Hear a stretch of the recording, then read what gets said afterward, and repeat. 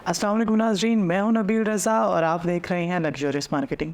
नाज़रीन, आज की इस वीडियो में हम आपको बताएंगे कल के दिन मुनक्किद हुए एक गेट टुगेदर के बारे में कि जो ब्लूवर्ल्ड सिटी की साइट पर मुनक्किद हुआ। ये गेट टुगेदर अरेंज किया गया था ब्लूवर्ल्ड सिटी इंतज़ामिया की जानिब से और इंतहाई शॉर्ट नोटिस पे किस तरीके से रावलपिंडी और इस्लामाबाद के रियल्टर तबके के तमाम बड़े नाम इस इवेंट पे इस गेट टुगेदर पर मौजूद थे। क्या ब्रीफ किया गया, क्या विज़िट करवाया गया और क्या व्यूज़ थे और क्या रिव्यूज़ थे, इसके बारे में आज इस वीडियो में बात करेंगे। तो कंप्लीट वीडियो देखने के लिए हमारे साथ जुड़े रहिए।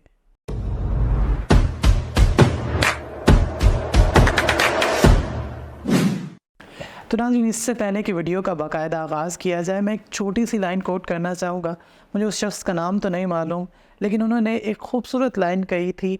हाल ही में मुनक्किद हुई एक प्रेस कॉन्फ्रेंस जो ब्लूवर्ल्ड सिटी इंतज़ामिया की जानिब से थी, उसके बाहर एहतजाज के दौरान उनका ये कहना था कि नॉर्मली होता कुछ इस तरह से है कि सोसाइटीज़ भाग रही होती हैं, क्लाइंट्स खड़े होते हैं, क्लाइंट्स मिन्नतें कर रहे होते हैं इदारों की कि उनकी सोसाइटी भाग रही है, कुछ ना कुछ किया जाए। लेकिन यहाँ पे सूरत हाल कुछ उल्ट है। यहाँ पे सोसाइटी मौजूद है, क्लाइंट्स भी मौजूद हैं और क्लाइंट्स चाह रहे हैं कि उनकी सोसाइटी को एनओसी मिले। सोसाइटी ख़ुद भी इस चीज़ की ख्वाहां है कि उनको एनओसी मिले ताकि वो डिलीवर कर सके। और एनओसी के लिए जो भी लीगैलिटीज़ होती हैं, जो भी रिक्वायरमेंट्स होती हैं, ऑब्वियसली उसको पूरा करना सोसाइटी के ज़िम्मे है। और इदारों के ऊपर भी वाजिब है कि सोसाइटी को हर तरह से फ़ोर्स करे कि जितनी भी लीगैलिटीज़ हैं, जो भी डॉक्यूमेंटेशन है, उसको मुकम्मल करे ताकि उसके बाद उसको एनओसी इशू करवाया जा सके।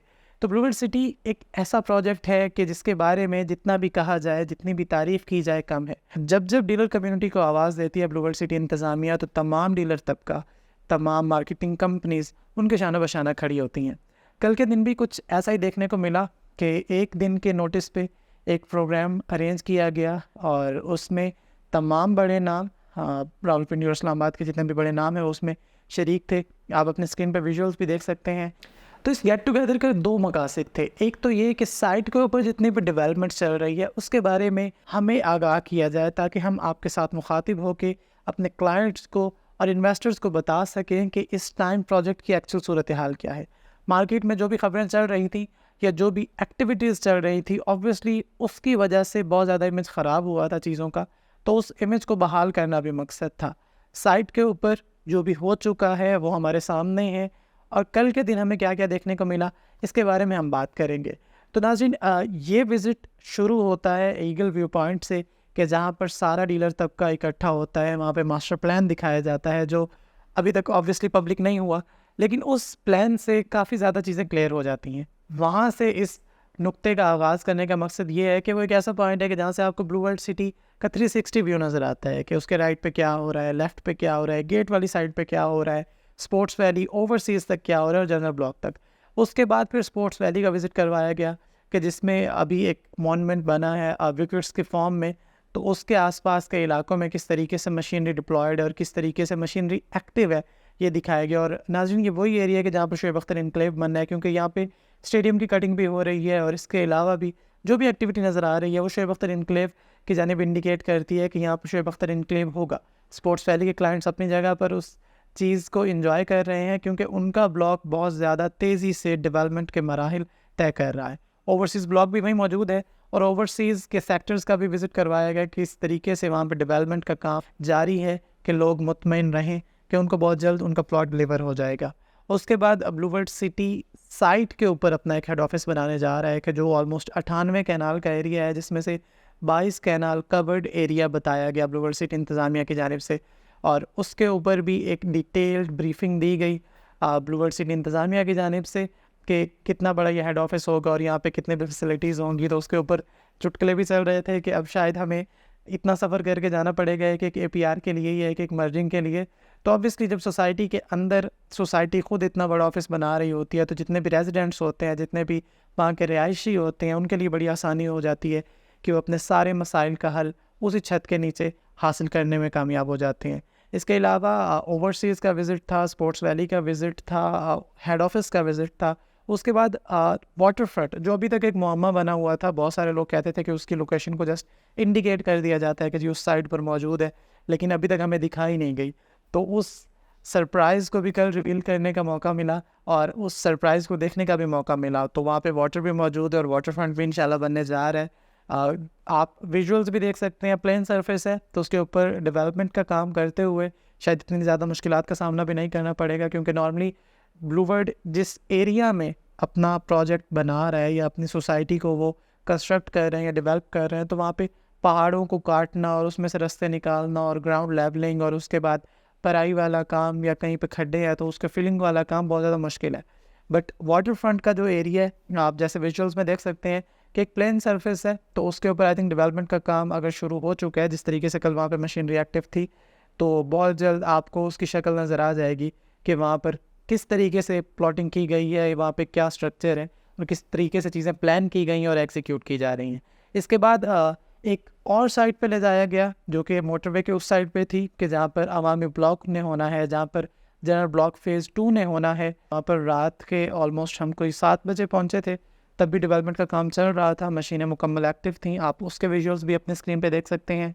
मैसिव लैंड वहाँ पर मौजूद है और दिन रात काम करने का मकसद यही है कि जल्द अज़ जल्द डिलीवरी की जानिब जाया जाए, क्योंकि अवामी ब्लॉक में काफ़ी ज़्यादा लोगों ने इन्वेस्ट कर रखा है और अवामी ब्लॉक एक ऐसा ब्लॉक है कि जो शायद अपर क्लास का ब्लॉक नहीं है, लेकिन उसको जल्द अज़ जल्द तामीर करना या उसको जल्द अज़ जल्द डेवलप करना सोसाइटी की तरजीहात में शामिल है। और इसी तरीके से वहाँ पे एक टूरिस्ट फ्री जोन या टूरिस्ट हाईवे भी बन रहा है कि जो डाउनटाउन से शुरू होगा, मोटरवे क्रॉस करता हुआ जनरल ब्लॉक फ़ेज़ 2 अवामी ब्लॉक से होता हुआ आगे सीपैक रूट तक जाएगा।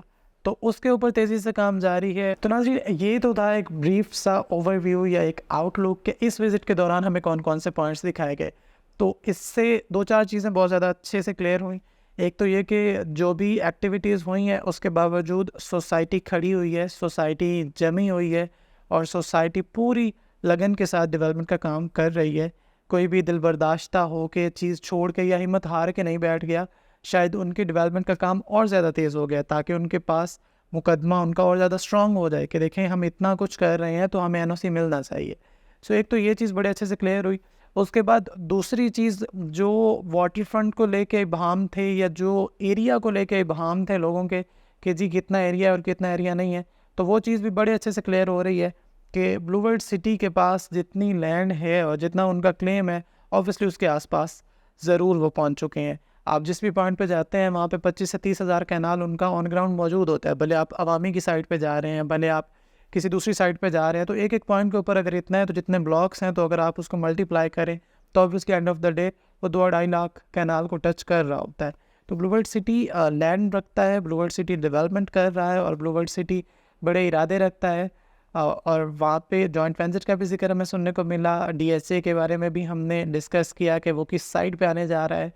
तो जॉइंट वेंचर्स के लिए अलग से लैंड मुख्तस की जाएगी, अलग से लैंड रिवील की जाएगी कि वो एक्चुअली कहाँ पे होने जा रहे हैं। अभी तक जो चीज़ें ऑन ग्राउंड मौजूद हैं वो हमारे सामने हैं और उनका विज़िट हमने किया है और जिस तरीके से ब्रीफ़ किया गया, आप यकीन से मैं कह सकता हूँ कि हम सारे थक चुके थे, सारे डीलर तबका थक चुका था, बट लैंड ख़त्म होने का नाम नहीं ले रही थी। एंड पे एक खाने का एहतमाम किया गया था कि जिसका जिक्र करना बहुत ज़्यादा ज़रूरी था कम अज़ कम मेरे लिए, कि जिस तरीके से साग और मक्की की रोटी और लस्सी थी, तो उसकी तारीफ़ अपनी जगह पे बनती है। देखें बाकी सारी बातें क्लाइंट्स के लिए, इन्वेस्टर्स के लिए होंगी, लेकिन ये वाली वो चीज़ थी कि जो हमारी साथ के लिए थी और इसकी तारीफ़ तो लाज़मी करना बनती है। तो इसलिए तो उसके ऊपर ब्लूवर्ड सिटी इंतज़ामिया का हम लाज़मी शुक्रिया अदा करेंगे।